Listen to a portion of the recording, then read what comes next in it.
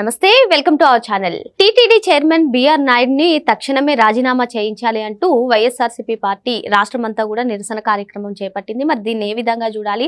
నిన్నటి వరకు మావిగన్ పైన రాజకీయం చేసినటువంటి వాళ్ళు సడన్ గా మళ్ళీ బిఆర్ నాయుడు గారి పైన ఫోకస్ పెట్టడం ఏంటి? అంటే డైవర్షన్ రాజకీయాల్లో భాగమేనా? అసలు ఎలా అర్థం చేసుకోవాలి తెలుసుకునే ప్రయత్నం చేద్దాం. దీన్ని విశ్లేషించడానికి మనతో పాటుగా ఉన్నారు సీనియర్ పొలిటికల్ అనలిస్ట్ అప్సాని రాజేష్ గారు. నమస్తే సార్. నమస్కారం సార్. ఈ రోజు చూసుకున్నట్లయితే రాష్ట్రమంతా కూడా వైసీపీ వాళ్ళు నిరసన కార్యక్రమం చేపట్టారు. మరి వెంటనే బిఆర్ నాయుడు గారు రాసలీలలు బయటకు వచ్చినప్పటికీ కూడా ఆయన్ని ఆ పదవి నుంచి, టీటీడీ చైర్మన్ పదవి నుంచి తొలగించట్లేదు. చంద్రబాబు నాయుడు గారు ఇంత దిగజారిపోయారంటూ ఒక పక్క చంద్రబాబు నాయుడు గారిని విమర్శిస్తూనే మరో పక్క ఆందోళన కార్యక్రమం చేపట్టారు. ఏంటి నిన్నటి వరకు అమరావతి పైన మావిగన్ అంటూ కొత్త పదం తీసుకొచ్చి దానిపైన రాజకీయం చేసినటువంటి వాళ్ళు ఈ రోజు సడన్ గా బిఆర్ నాయుడు గారిని టార్గెట్ చేయడాన్ని ఎలా చూడాలంటారు? ఇప్పుడు వాస్తవంగా ఏంటంటే, ఒక పక్క పార్లమెంటు వేదికగా ఆంధ్రప్రదేశ్ రాష్ట్ర రాజధానిగా అమరావతికి చట్టబద్ధ రక్షణ కల్పించే బిల్లు మీద లోక్సభ రాజ్యసభలో చర్చ జరుగుతూ ఉన్న సందర్భంగా కేంద్ర ప్రభుత్వం, లోక్సభలో ప్రధాన ప్రతిపక్ష పార్టీ, అక్కడ ఉన్న మిగిలిన అన్ని రాజకీయ పక్షాలు ఎక్సెప్ట్ ఆంధ్రప్రదేశ్ రాష్ట్రంలో మొన్నటి వరకు ఈ రాష్ట్రాన్ని పరిపాలించిన వైసీపీ వాళ్ళ లోక్సభ రాజ్యసభ పక్షాలు తప్పించి మిగిలిన అక్కడ చర్చలో పాల్గొన్న పార్టీలు, అలాగే ఆ బిల్లు ఆమోదం సందర్భంగా తమ అభ్యంతరం కానీ తమ ప్రతికూలత కానీ వ్యక్తం చేసిన ఒక్క పార్టీ లేదు. అంటే ఇవాళ ఏమైంది? మొత్తం పార్లమెంటు ఎక్సెప్ట్ వైసీపీ, లోక్సభ కానీ రాజ్యసభ కానీ ఆంధ్రప్రదేశ్ రాష్ట్ర రాజధాని అమరావతికి మద్దతుగా నిలుస్తున్నాయి. లోక్సభలో ప్రూవ్ అయింది, రాజ్యసభలో కూడా ప్రూవ్ కాబోతూ ఉంది. ఇటువంటి క్రమంలో లోక్సభలో వాళ్ళ లోక్సభ పక్ష నాయకుడు ప్రసంగించే సందర్భంలోనే జగన్మోహన్ రెడ్డి ఇక్కడ ప్రెస్ మీట్ పెట్టి, మరి ఆల్రెడీ అసెంబ్లీ తీర్మానం ద్వారా ఏర్పాటు జరిగిన రాష్ట్రం, ఆ అసెంబ్లీ తీర్మానంలో ఆ తీర్మానం ప్రతిపాదించినప్పుడు తాను కూడా ఏకగ్రీవంగా ఆ తీర్మానానికి మద్దతు ప్రకటించున్నాడు. అక్కడ వేలాది ఎకరాలు భూ సమీకరణ ద్వారా ప్రభుత్వం భూమి సమీకరించింది. ఎప్పుడో మాస్టర్ ప్లాన్ రూపకల్పన జరిగిపోయింది, అది నోటిఫై కూడా అయింది. ప్రధానమంత్రి గారి చేతుల మీదుగా 2015 అక్టోబర్ 22 విజయదశమి రోజున శంకుస్థాపన జరిగింది. అక్కడ భవనాల నిర్మాణం ఒక స్థాయికి రీచ్ అయి ఉంది. అక్కడే ట్రాన్సిట్ అసెంబ్లీ, అక్కడే ట్రాన్సిట్ సెక్రటేరియట్ నిర్మాణాలు జరిగాయి. ట్రాన్సిట్ హైకోర్టు కూడా ఫంక్షనింగ్ జరుగుతూ ఉంది. ఇటువంటి ప్రాంతంలో తాను పాలకుడిగా బాధ్యతలు చేపట్టిన తర్వాత దాన్ని వివాదాస్పదం చేయాలని ప్రయత్నం చేశాడు. దాన్ని అక్కడ నుంచి ఆ రాజధాని స్థాయిని తగ్గించి వేరే ప్రాంతాల్లో కూడా రాజధానుల పేరిట అక్కడ కార్యకలాపాలు నిర్వహించాలని ప్రయత్నం చేశాడు. ఎన్ని ప్రయత్నాలు చేసినా న్యాయస్థానాల పరంగా, చట్టపరంగా, ఎందుకంటే ఇవాళ లెజిస్లేషన్ చేసే అధికారం తనకుంది. ఆ రోజున మెజార్టీ ప్రజలు ఇచ్చారు. నీకు ఆ అధికారం, అవకాశం చేతిలో ఉన్నా కూడా నీ ద్వారా రద్దు చేయబడ్డ సిఆర్డిఏ చట్టాన్నే మళ్ళీ తిరిగి నువ్వు పునరుద్ధరించావు. ఎందుకంటే చట్టంలో నీకు అటువంటి ప్రతిబంధకాలు ఎదురైనాయి, చట్టపరంగా, న్యాయపరంగా. మరి నువ్వు ప్రతిపాదించిన 3 రాజధానుల బిల్లు నీకు నువ్వే ఉపసంహరించుకున్నావు. నేను ఈ ప్రతిపాదన ఉపసంహరించుకుంటున్నా అని చెప్పని నువ్వే హైకోర్టుకి తెలియజేశావు. మరి గౌరవ హైకోర్టు కూడా 2022 మార్చి 3వ తారీఖు రోజున అమరావతి మాత్రమే ఆంధ్రప్రదేశ్ రాష్ట్ర ఏకైక రాజధాని అని చెప్పిన ఒక స్పష్టమైన తీర్పు ఇచ్చేసింది. అంటే నీకు 151 స్థానాలతోటి అసెంబ్లీలో అధికారం, రాష్ట్రంలో అధికారం, 22 మంది లోక్సభ సభ్యులతోటి లోక్సభలో సంఖ్యాబలం, 11 మంది రాజ్యసభ సభ్యులతోటి రాజ్యసభలో సంఖ్యాబలం ఉన్న రోజే నువ్వు సిఆర్డిఏ చట్టాన్ని రద్దు కూడా చేయలేకపోయావు. అంటే అమరావతి శాశ్వత రాజధానిగా ఆ రోజే నీ పాలనా హయాంలో నిర్ధారణ అయింది. కాబట్టే నువ్వు పదే ఇదిగో విశాఖపట్నం వెళ్తున్నా, అదిగో విశాఖపట్నం వెళ్తున్నా అని చెప్పని ప్రకటనలకు పరిమితం అయ్యావు తప్ప చివరి క్షణం వరకు నువ్వు అధికారాన్ని నుంచి ప్రజలు నిన్ను దూరం చేసే చివరి క్షణం వరకు అమరావతి మాత్రమే రాజధానిగా కొనసాగింది. అయినా సరే దీనికి ఇంకా వాల్యూ ఎడిషన్గా మరి పార్లమెంటు ద్వారా కూడా చట్టపరమైన రక్షణ కల్పిస్తున్న సందర్భంలో నువ్వేం చేయగలుగుతావు? నువ్వు కాదు, నీ స్థానంలో ఇంకొక పాలకుడు ఉండొచ్చు, ఇంకొకటి ఉండొచ్చు. చట్టపరంగా ఒకనాడు సాధ్యం కానిది రేపెలా సాధ్యం? అయినా సరే ఈ మచిలీపట్నం, విజయవాడ, గుంటూరు అని చెప్పని ఒక ప్రతిపాదన తీసుకొచ్చి, సహజంగా మనకందరికీ తెలుసు ఇవాళ మనం ఒక కాలనీలో ఉన్నాం. ఇప్పుడు ఇక్కడ ఈ కాలనీ గురించి మాట్లాడుకున్నప్పుడు ఇప్పుడు బంజారాహిల్స్ రోడ్ నెంబర్ 2 అంటే బంజారా హిల్స్ అని మాట్లాడుకున్నప్పుడు రోడ్ నెంబర్ 1 నుంచి రోడ్ నెంబర్ 14, 15 వరకు ఉన్న అన్ని రోడ్ల గురించి ప్రస్తావన వస్తుంది.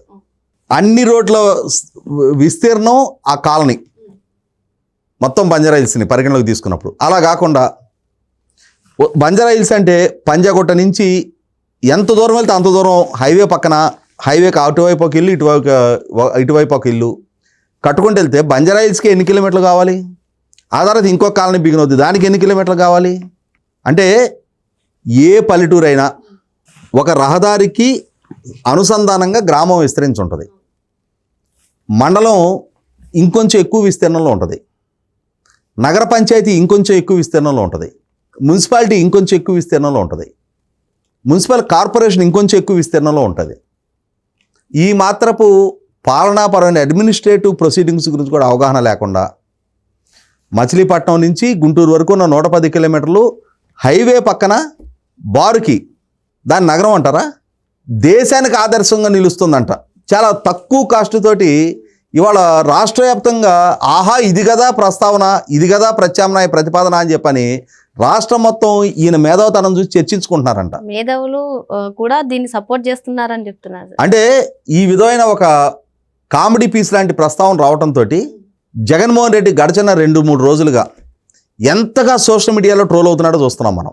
వాళ్ళ శ్రేణులు కూడా ఇదేం దిక్కుమాలిన ప్రపోజలు, ఇలా ఎందుకు చేస్తున్నాడు, ఇవాళ రాష్ట్రం మొత్తం అమరావతికి పార్లమెంటు ద్వారా జరుగుతున్న ఈ చట్టబద్ధ రక్షణ పట్ల ఇంత సంతోషం వ్యక్తం చేస్తూ ఉన్న టైంలో మనకి ఆ సంతోషంలో పాల్గొనే నైతికత లేకపోయినా కనీసం ఇవాళ ఈ విధంగా ఒక ట్రోలింగ్ స్టఫ్గా మారిపోవటం ఏంటి అని చెప్పని వాళ్ళ శ్రేణులు కూడా సమాధానం చెప్పలేకపోతూ ఉన్నారు. అతను ట్రోల్ అవుతున్న పోస్టులకి ప్రాపర్గా కౌంటర్ కూడా ఇవ్వలేకపోతూ ఉన్నారు. ఏదో ఒకళ్ళిద్దరు ఆ పార్టీ ప్రతినిధులుగా మీడియా చర్చల్లో పాల్గొనే వాళ్ళు గత్యంతరం లేని స్థితిలో వాళ్ళ పార్టీ ఇచ్చిన ఆదేశాల ప్రకారం అతను సమర్థించే ప్రయత్నం చేసినా కూడా ఒక ప్రజలలో అతని మానసిక స్థితి వాళ్ళ చర్చనీయాంశంగా మారుతూ ఉంది.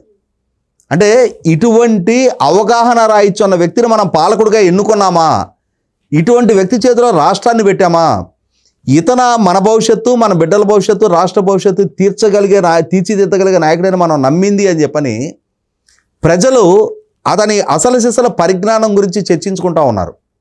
సో దీంతో ఎలా అయినా దీని నుంచి డిస్ట్రాక్ట్ అవ్వాలి, ప్రజల అటెన్షన్ డైవర్ట్ అవ్వాలి అని అంటే బిఆర్ నాయుడు గారు తిరుమల తిరుపతి దేవస్థానం లాంటి ప్రపంచ ప్రఖ్యాతిగాంచిన కోట్లాది మంది భక్తులకి ఇవాళ ఒక ఆరాధ్య దైవమైన శ్రీవారికి సంబంధించిన ధార్మిక క్షేత్రం, ఆ ధార్మిక క్షేత్ర ధర్మకర్తల మండలి చైర్మన్గా ఉన్న బిఆర్ నాయుడు గారిని ఆయన క్యారెక్టర్ని అసాసినేట్ చేస్తూ ఆయన క్యారెక్టరు ఆయనకేదో కళంకం అంటింది కాబట్టి ఇక్కడ గమనించుకోవాల్సింది ఏంటంటే చాలామంది బిఆర్ నాయుడు గారు టీటీడీ చైర్మన్గా బాధ్యతలు చేపట్టిన తర్వాత ఆయన్ని ఎలా ఉంటారో చూశారు.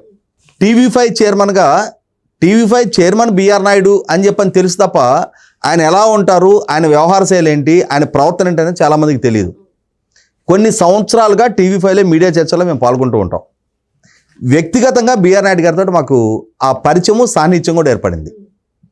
నాకున్న అవగాహన మేరకు ఆయనకి ఒక మందు తాగే అలవాటు కానీ ఒక నాన్ వెజ్ తినే అలవాటు కూడా లేదు.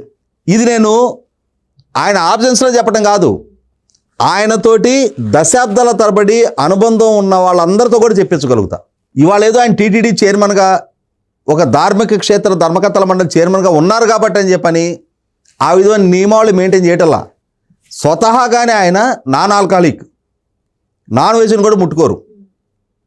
మరి అటువంటి నేపథ్యం ఉన్న నాయుడు గారిని ఇంతటి ప్రతిష్టాత్మక కోట్లాది మంది భక్తుల మనోభావాలతో ముడిపడి ఉన్న ఆలయ ధర్మకర్తల మండలి చైర్మన్గా చంద్రబాబు నాయుడు గారి ప్రభుత్వం ఎంపిక చేసే ముందు ఈ క్యారెక్టర్ గురించి వీటి గురించి పరిగణలోకి తీసుకోకుండా నియామకం చేసింది ఆ రోజుల్లో వైఎస్ రాజశేఖర రెడ్డి, తర్వాత జగన్మోహన్ రెడ్డి.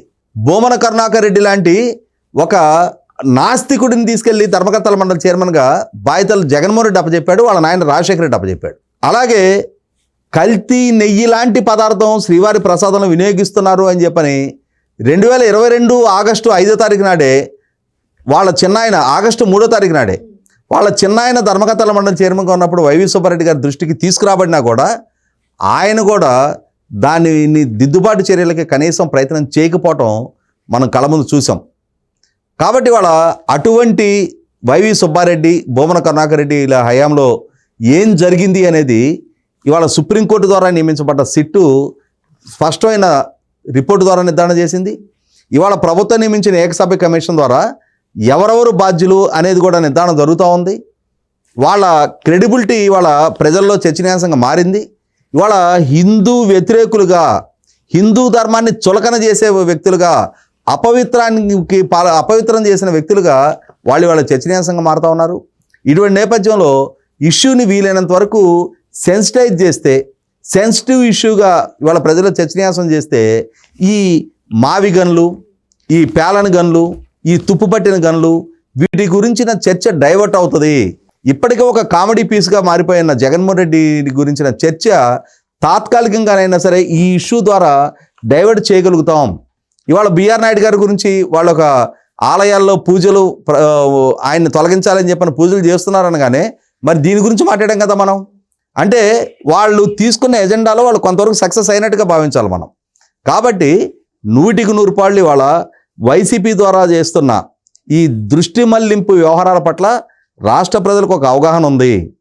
తిరుమలతో వాళ్ళు ఎలా వ్యవహరించారు, రాజధానితో వాళ్ళు ఎలా వ్యవహరించారు, వాళ్ళ నాయకుడు ఎంతటి అవగాహనతో ఆయన ఇష్యూస్ పట్ల స్పందిస్తూ ఉన్నాడు, రాష్ట్రం పట్ల, రాష్ట్ర ప్రజల అభివృద్ధి పట్ల, రాష్ట్ర యువత భవిష్యత్తు పట్ల ఆయన ఎంతటి చిత్తశుద్ధి ప్రదర్శిస్తున్నాడు, రాష్ట్ర బ్రాండింగ్ని కాపాడే దిశగా ఆయన అడుగులేస్తున్నాడా, రాష్ట్ర బ్రాండింగ్ని దెబ్బతీసే దిశగా ఆయన అడుగులు పడుతున్నాయి అనేది రాష్ట్ర ప్రజానీకానికి ఒక స్పష్టత ఉంది.